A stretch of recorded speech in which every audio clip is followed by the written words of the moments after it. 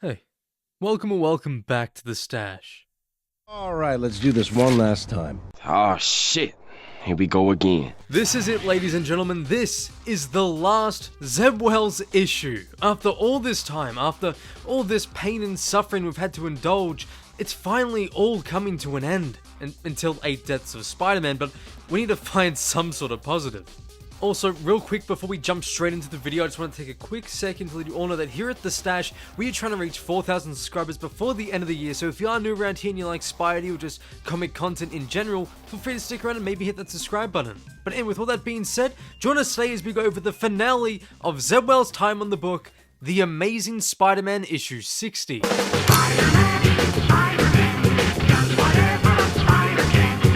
The crime lord of New York City, Tombstone, was arrested and put on trial, much thanks to Spider-Man. Spidey was also able to convince his daughter, JANICE LINCOLN, aka the BEETLE, to testify against him. Unable to let this stand if he wants to keep power, Tombstone crossed the uncrossable line and set out to murder his own flesh and blood. Fortunately, Spider-Man realized Tombstone's plan and crashed into the scene just in time to save Janice. The Web-Slinger and the crime lord fought across half the city, beat each other nearly to death, and gave Janice time to escape.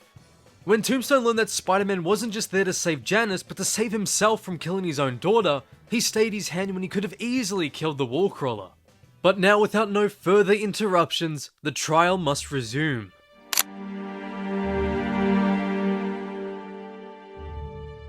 So our story begins in court where we find that a certain judge is making life very difficult for those opposing Tombstone. Now, due to Spider-Man interfering within the case, even though it was a setup by Lonnie to kill his own daughter, the judge deems that it's now infected by the wallcrawler. So with it now being tainted in his eyes and Janice being missing since the whole fiasco, the judge dismisses the entire trial, allowing Lonnie to walk free. Granted that Spider-Man being a masked vigilante shouldn't mean anything anymore thanks to Matt Murdock's iconic win in the Supreme Court, but I'll get to that soon enough, trust me. Anyway, outside, She-Hulk does a told you so on Peter for the judge being tough. No, he's not tough, the writer just hasn't done any form of research about the Marvel world for a comic he writes that is set within the Marvel world. Lonnie then asks to speak with Peter and tells him he's got a message for Spider-Man, that message being that he won, fair and square, but the judge, thanks to Lonnie, was, let's say, persuaded to dismiss the case. That still doesn't excuse his reasoning considering it was built off something that is no longer in place within a courtroom, once again thanks to Matt Murdock, but anyway. Peter asks if that's all, and Lonnie says that he wants Pete to thank Spider-Man for him, and he walks off. Later on, Peter runs into May and she's rightfully concerned at the sight of her bruised and battered nephew. She correctly guesses it's in relation to the Tombstone case, and in classic Aunt May style, she warns him about staying close to Spider-Man. However, suddenly sirens quickly drive by. Peter's spider sense starts to blare, and then sand begins to flow from the ground and slowly build up, revealing that once again the Sandman is on the loose.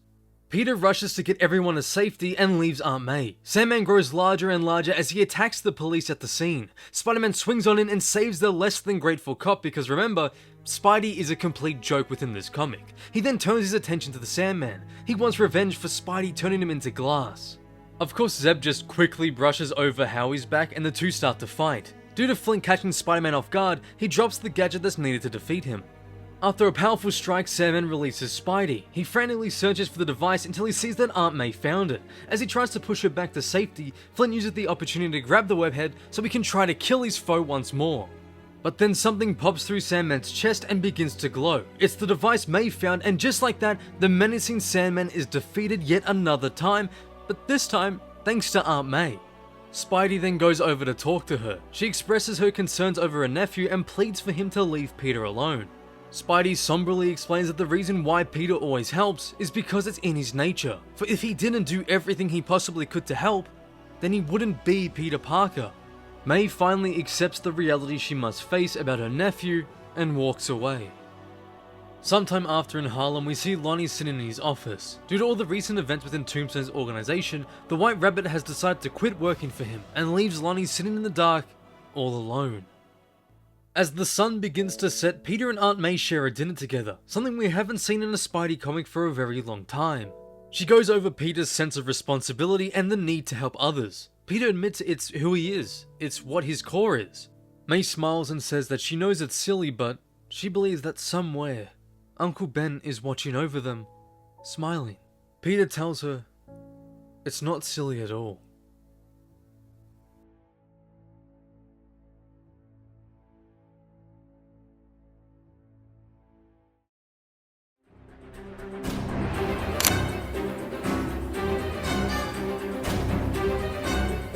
Now, I could be mistaken because I'm about 100 issues or so away from finishing all of Daredevil's comics, but Matt Murdock managed to not only pass a certain new rule within court, but did so in the most spectacular fashion by going to the Supreme Court, the rule which allows masked vigilantes like Spiderman to stand trial within court cases.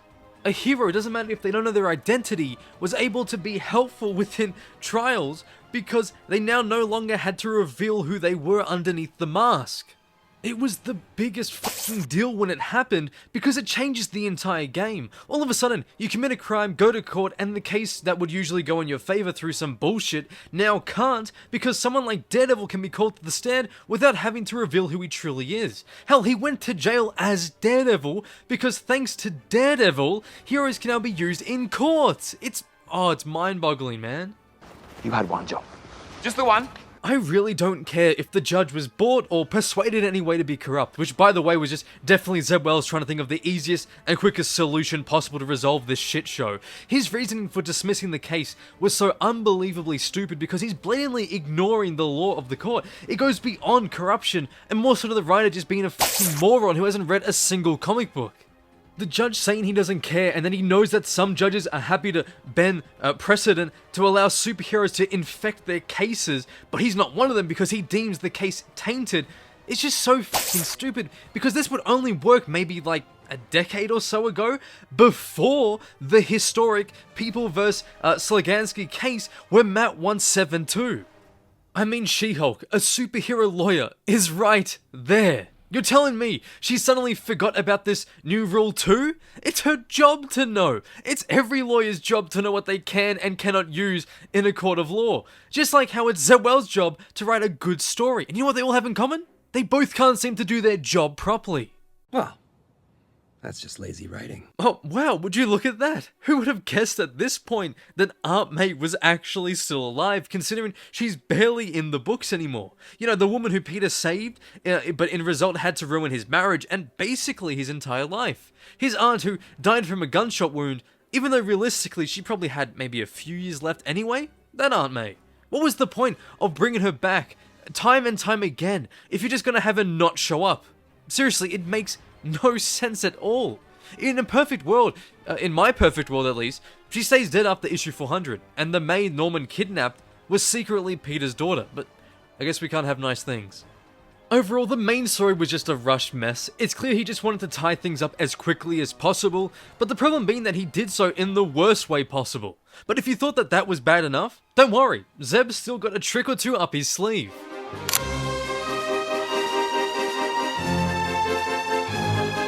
You wanna know what pains me the most about these backup stories? It's the fact that they're all painfully shoehorned in for no reason at all. Let that sink in. Zeb Wells chose to do these 4 extra plots for no reason. Just for no reason. One of which ruins Ben's character, again. Another that for some reason brings back Rec Rap, and the other that cements Paul as a returning character moving forward. I think I'm going to be sick. I don't feel so good. Okay, so the first backup story, Doctor's Orders, there's not much to really say, except why? We were finally free from Rec Rap, finally free from that abomination of a character, and then for some reason, we're burdened with him again. Sorry, Joe, now you have to use him? Is this like one massive bad joke? Because we couldn't even have that. We couldn't even have one small win within this godforsaken run. Now for the second backup story, or as I like to call it, my 13th reason why, it shows Spider-Man and Jackpot having a mini team-up mission, except of course since Zeb Wells hates Spider-Man, he does nothing in the fight besides just distract the main bad guy, and MJ must save the day. Afterwards though, they both realize, oh my god, they're late! Late for what, you might ask? Well, it's a double date. That's right, a double date with MJ and Paul, with Peter and Shay. Entirely set up by Aunt Anna, because she desperately wants Shay and Mary Jane to be friends. I'm not kidding, that's actually real.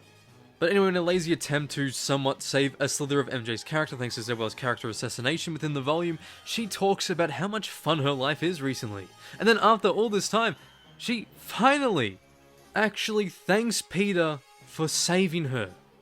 But that entire line is ruined as soon as you remember that while Peter tirelessly and effortlessly worked to bring her back, she cheated on him and left him for Paul, a man who aided genocide by the way, then immediately gave him the cold shoulder right after the rescue. So are you really thankful? I can't tell anymore. Anyway, they enter, MJ kisses Paul, and the four have their date. Unbeknown to them that a mysterious figure is lurking in the shadows, but we'll get back to that very soon.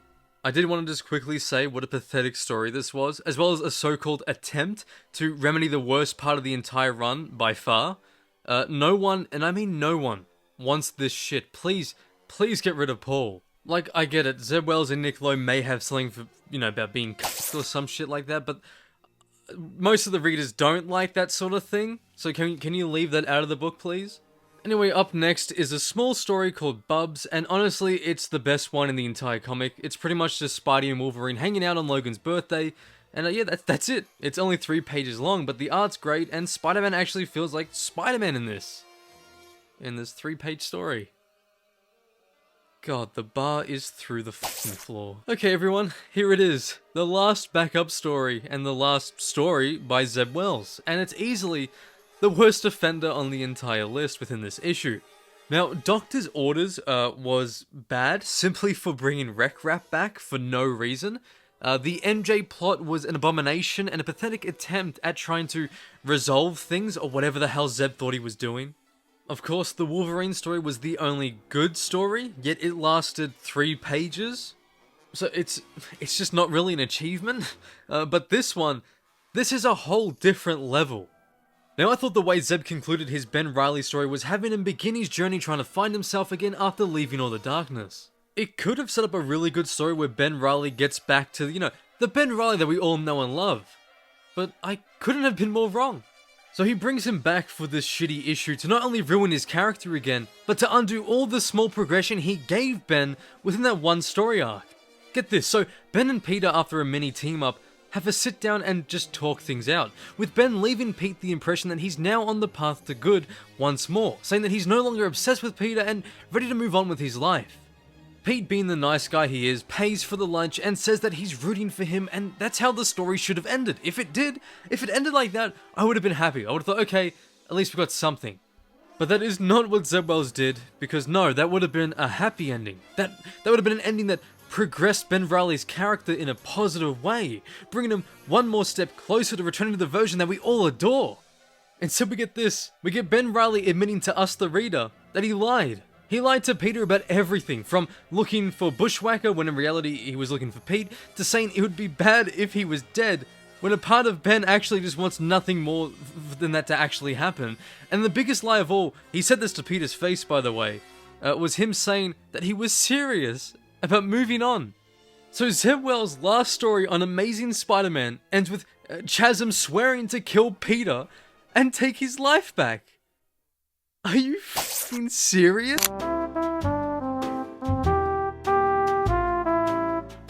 I don't even really want to talk about the preview to 8 Deaths of Spider-Man. If you want a short summary, Dr. Doom thinks that Spidey is the perfect candidate for his champion in the Covenant, and due to Peter's sense of responsibility being so strong, he will not fight for Doom, but instead for them, for the people, I guess. He'll suffer for them.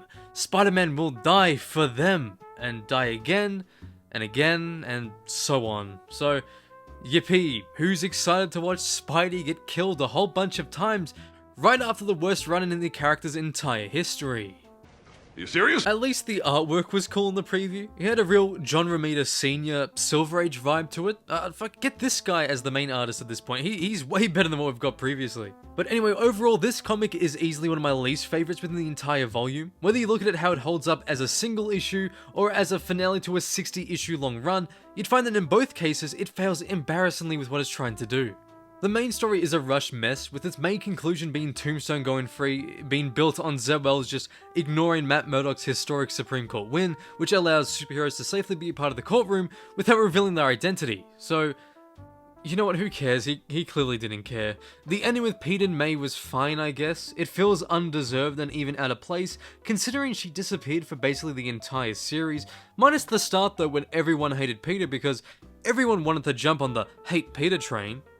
All the backup stories but one were just absolute trash, and I'm in disbelief over the Ben Reilly one. I really don't understand what the Spidey office's problem is with him and Mary Jane.